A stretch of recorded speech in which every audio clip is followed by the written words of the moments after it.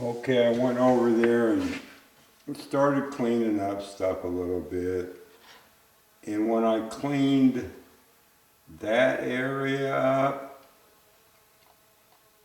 and could see this face, that face, I already have a good idea what this face is going to look like. Rather than make a tube bead, I'm going to make a large rondelle. Hopefully you can see my pencil marks here.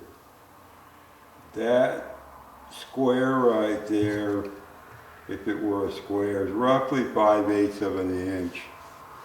The bead won't finish that big, but I think 5/8 came out to like 19 millimeters. So we'll see how close I can get to 19 millimeters. Anyway, because of the absolute beauty in all these faces, I don't really want to try to make a longer bead out of it. I'm going for the beauty of the turquoise.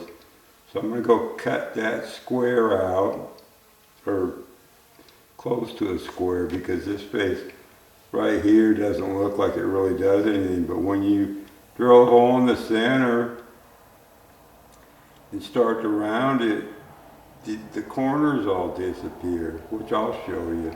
Anyway, I'm going to go cut that chunk out and see if I made a mistake or not. I sure hope not.